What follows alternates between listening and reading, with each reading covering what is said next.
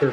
The following program is pre-recorded. Opinions expressed may not reflect those of Salem Media of Colorado or its sponsors. This is Life in Colorado, a radio news magazine about the issues, events, and the unique life we live in the Centennial State.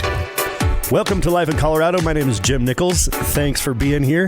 The point of my show is to focus on nonprofit organizations in the area that help neighbors in need. And this organization I'm going to be talking about is definitely the epitome of helping people in need.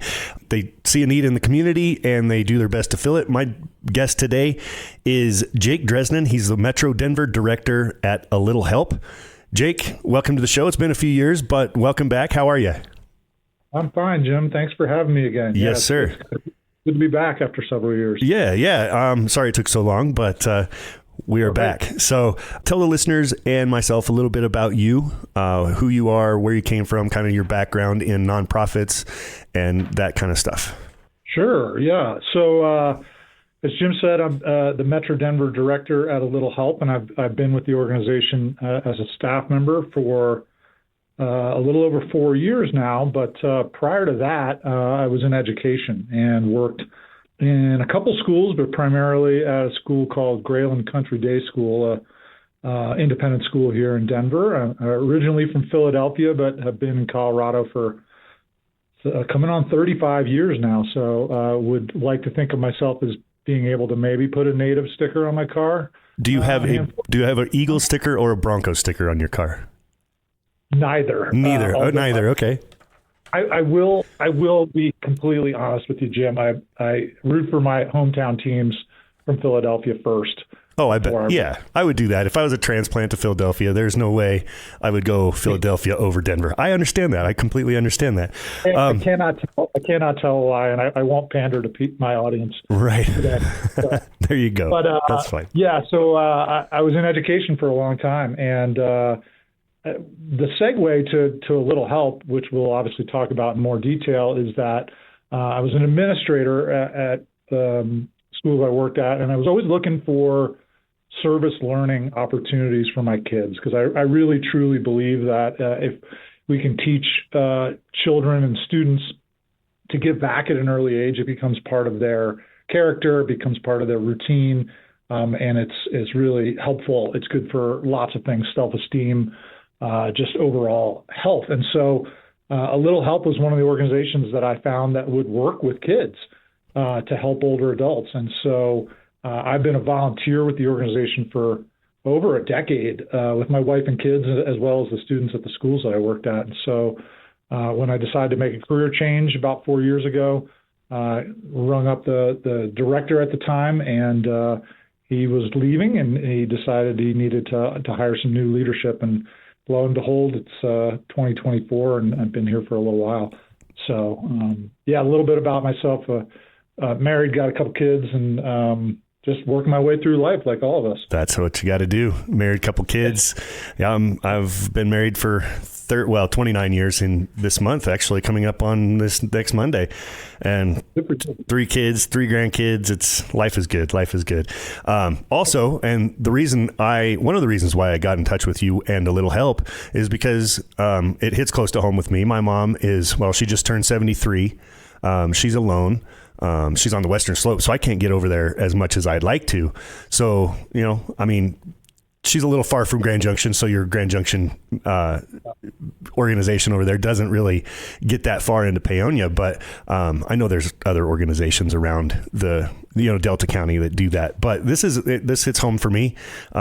So you kind of explain what inspires you. How do you get inspired on a daily basis to go and help the elderly with just not really menial chores, important stuff, but the little things?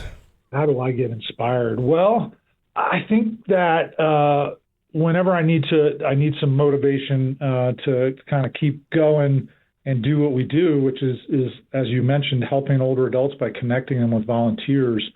I just think of all the people around me that benefit from being part of the organization, whether it's the older adults that are receiving the services that our volunteers provide, but also really fundamentally the volunteers like myself and like my wife and kids and like a lot of my friends who are part of the organization, the benefits they get from from giving back. And one of the great things about A Little Help for the listeners who aren't familiar, and we can discuss in more detail what we do, is that it is a really volunteer-friendly organization. We recognize that people are very busy, and that we need to meet them where they are in terms of allowing them to kind of pick and choose what they want to do in terms of service, but also when and where. And so our model is really predicated on hooking up people, as you said earlier, that are neighbors, that people see, oh my gosh, Betty, who's 78 years old, is living down the block from me, and she just needs somebody to come over and wash her windows, or she just wants somebody to walk her dog, once a week. And I can do that. And in the process, I make a new friend with Betty, but I also feel really good about giving back. And so we really feel like the whole kit and caboodle, the whole operation is reciprocal, and it just creates good vibes. Yes, definitely. So definitely. To answer your question, I get feedback from those older adults that are receiving service and the volunteers that what they're doing is meaningful and they want to keep doing it. And so that also then in turn feeds me to keep looking for new volunteers and helping bring on new members. So absolutely. Yeah, definitely. That's good motivation. So how did A Little Help start? When did it start, and kind of how did it get going in the early days? Sure. So just for context, we are closing in on almost 20 years of operation. We started here in central Denver in 2005, really, as a little grassroots operation called Washington Park Cares, which, as you can imagine, was in Washington Park. Yeah, which is where I'm from. And the founders of A Little Help, actually, their house, they're not there anymore. It was a block away from where I lived for 18 years. Oh, wow. Basically, they saw a need. The need was that there were older adults living in their community in Washington Park who were trying to desperately is not the right word, but wanted to stay attached to their communities and in their own homes for a myriad of reasons that I probably don't have to explain. But they decided as a result that they would just band together and create this little sort of grassroots coalition to sort of pick up these tasks and requests that these people might need, whether it was getting to the doctor because people couldn't drive anymore, or just keeping their yard tidy, or helping somebody figure out how to use a computer for the first time, or what have you, that they could do those things because it didn't take skills and training. And so as such, that group called Wash Park Cares became A Little Help shortly thereafter, and hired staff and started recruiting volunteers and bringing older adults into the fold. And now we're throughout the state. As you said earlier, I'm the Metro Denver director. That's 70% of our operation is within the 6 counties in Denver, but we moved into northern Colorado 7 years ago, maybe, and now serve a big area up there, Fort Collins, Loveland, Berthoud, moving towards Greeley and Weld County, and lots of need and help up there. And then, as you referenced earlier, we have a Grand Junction operation that's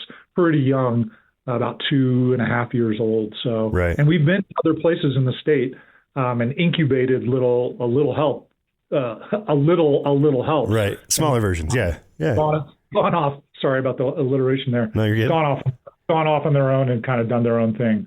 Well, good. So you went and planted little help organizations in other parts of the state. Are you nationwide, or are you in other states, or is it just here in Colorado?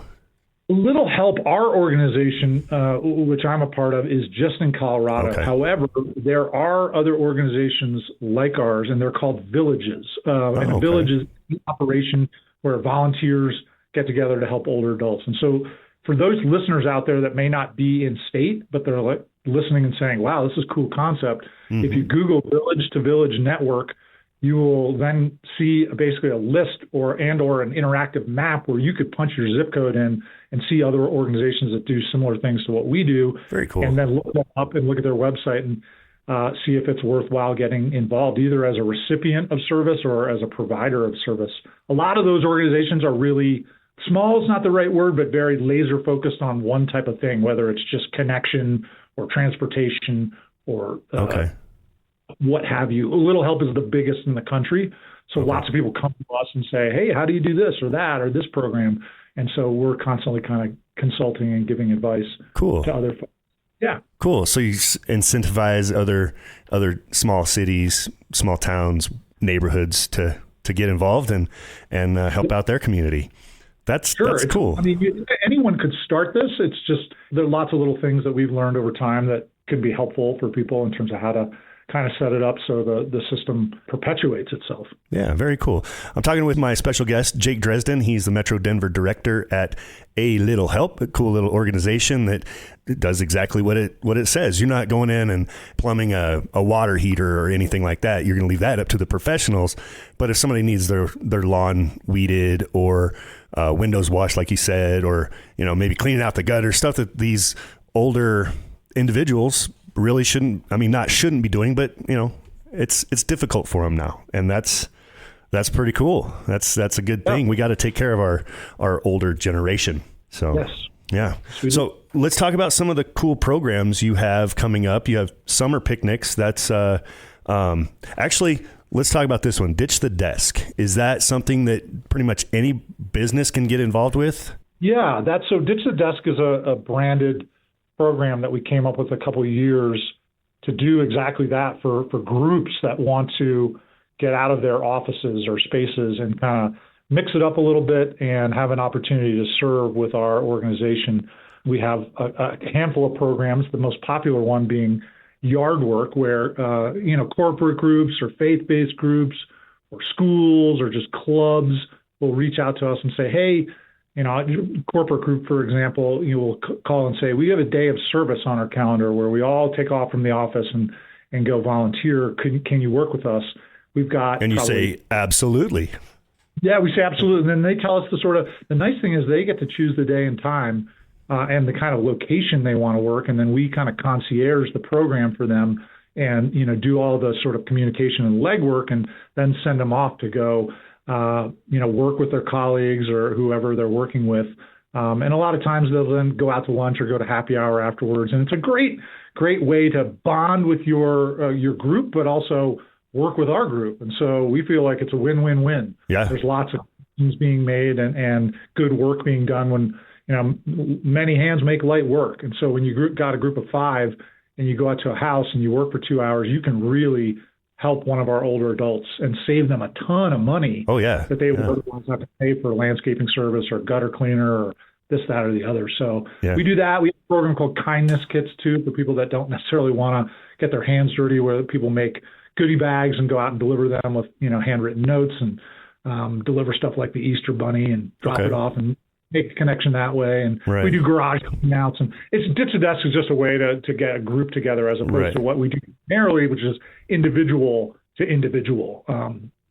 So just a kind of different paradigm. Right. And you said you work with schools get involved as well. And the cool thing about that is the students, my son just graduated in May, but he had to do community service, but that's part of the graduation. Sure. You got to do it to be able to graduate. You got to have a certain amount of hours. So that also, you can give those hours, those community service hours to that student when they come in and work with A Little Help. That's pretty cool. Yeah, we do. We have a lot of relationships with schools. Schools are kind of, as I started by saying, that's my background. Right. And I truly believe that service is a great equalizer and really brings people together. And so we have different relationships with schools. Some schools want to do this Ditch the Desk like a one-off project. Some schools get involved in like our big community projects called Service Saturdays in the fall. Mm-hmm. And then some schools we have really intimate relationships with where they base their whole service learning program around A Little Help. Oh, wow. And form relationships with like a small homeroom will adopt one of our seniors for the entire year and visit them on a monthly basis and call them during homeroom times and bring them baked goods and there aren't a lot of boundaries for what we can do in terms of connecting people. And so this intergenerational piece for us is really important. It's why I'm here. I really feel like different generations don't necessarily have the opportunity to interact with each other naturally. And so we're that conduit that brings those generations together. And, a lot of kids probably think about it and they're like, I don't necessarily want to go visit, Jim, who's 80, who lives here, blah, blah, blah. And they go out and visit, and they're like, Jim's a World War II vet. Yeah, that guy's cool, yeah. All these pictures, and he's got a woodworking shop, and he plays guitar, and they come back, and they're like, wow, older people are cooler than I thought. Exactly. So there's a lot of stories we hear about that type of thing, and if we could just get more people in the door to do this, I think, it would make a huge difference. How do you get more people in the door? Where do they go to find more information about A Little Help? Well, this is one way where we spread the word through media, but we try to advertise. We do events.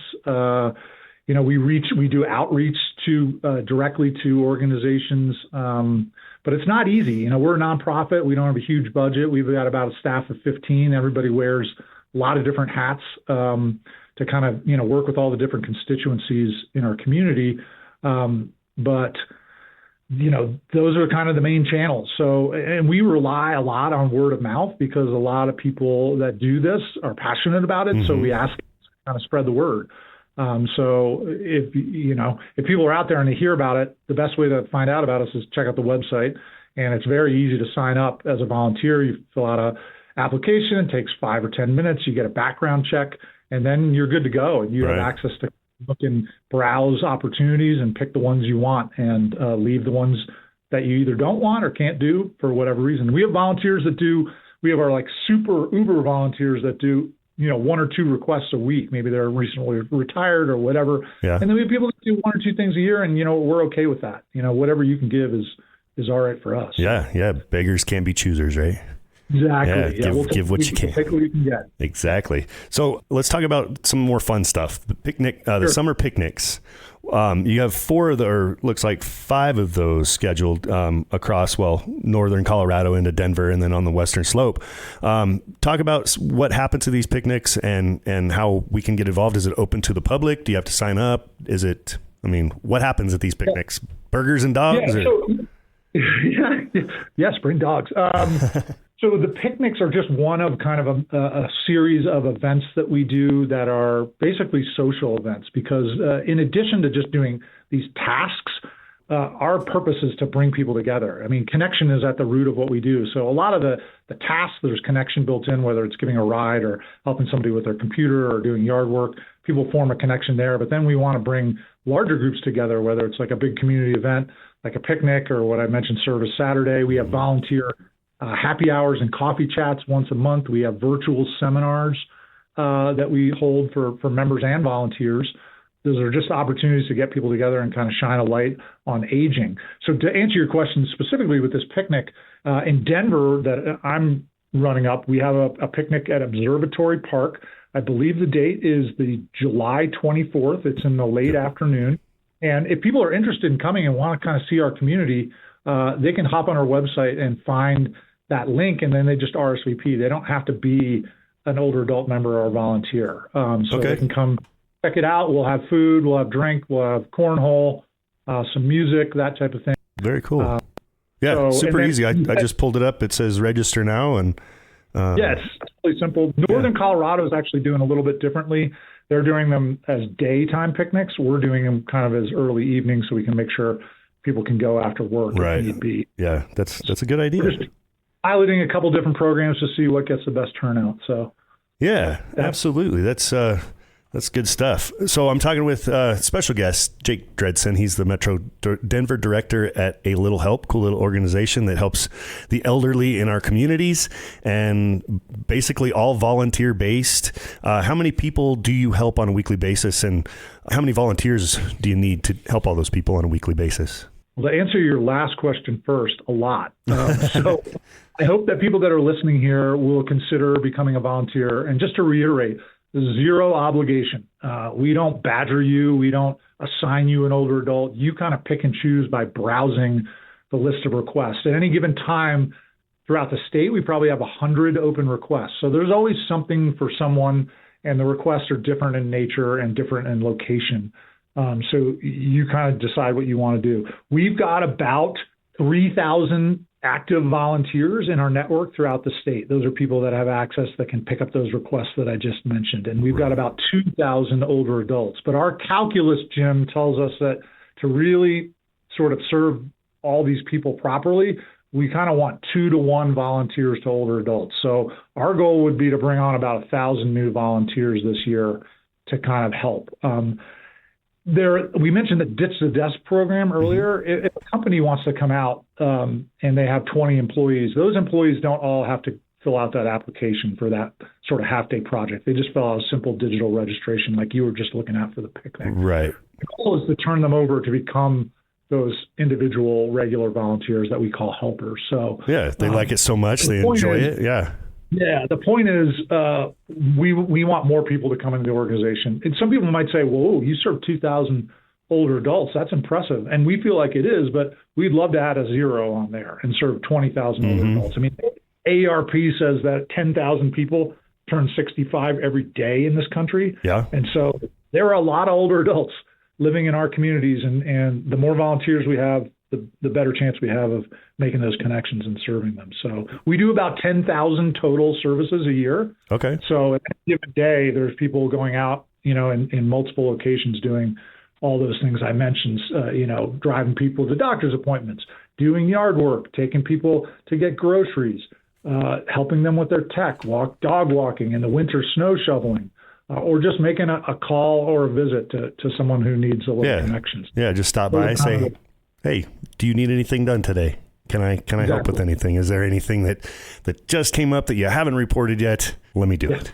That's a good business plan. So do you have any fundraisers coming up that people could get involved with, or is it, just donations online and volunteering could be the most help?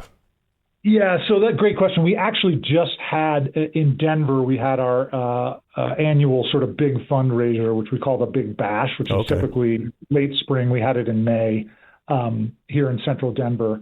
And we'll run that back again next year in May. It's a big, classic sort of fundraiser with auction, all the trimmings.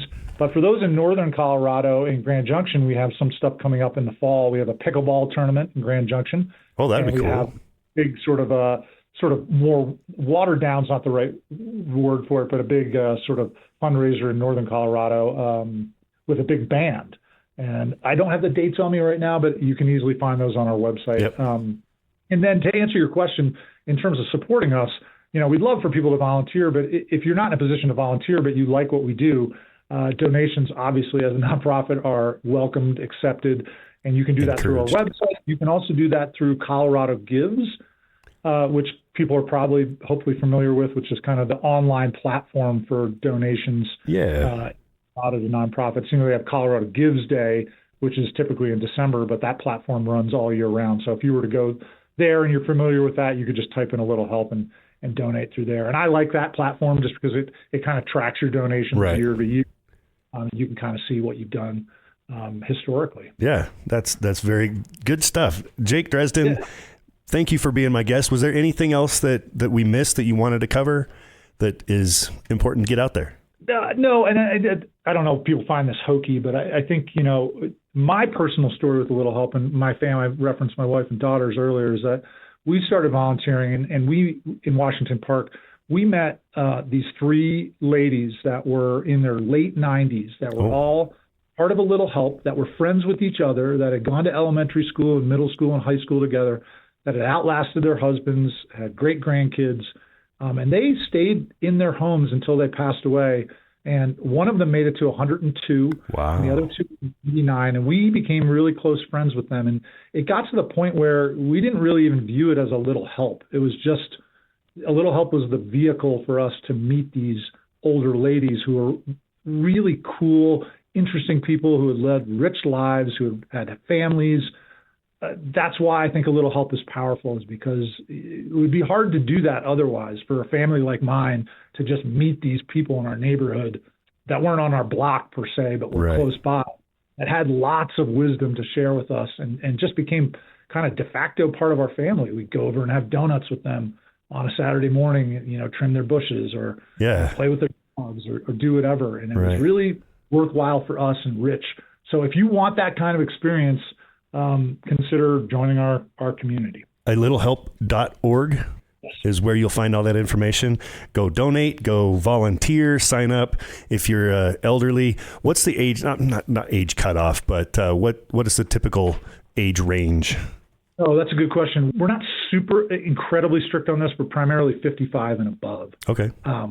If you're under that and you have some special reason why you might, need some requests, you could always check with us, but we're fairly strict on that. The majority of our folks are ladies in their 80s and above. Okay. Probably wouldn't surprise people, as I just told that story. Right. Yeah. Right on. Very cool. Yeah. So Anything else? No, that's it. I appreciate you, All right. Jim, having me on. And please look at our website. And, if you have specific questions, you can find my contact info on there. Jake Dresden, I'm the Metro Denver director. I'm happy to chat with you more about what we do and how you can get involved. Very cool. I've been talking with, like you said, Metro Denver director Jake Dresden with a little help. Thank you for being here, and go ahead and keep up the good work. Give it another 20 years of service, and then maybe you'll need a little help. I don't know where I was going with that, but no, Jim, I'm 52 and I had a big heart attack last year, so I'm not that far off. Not that far away. I'll be 50 this year, so there you go. We're getting closer. Thanks for having me on. Yes, sir. You're welcome. And I'm Jim Nichols. This has been Life in Colorado. Thanks for listening. If you have questions or comments about today's program, please call 303-750-5687 or email us at lifeincolorado@salemdenver.com. Life in Colorado is a public affairs presentation of Salem Media of Colorado.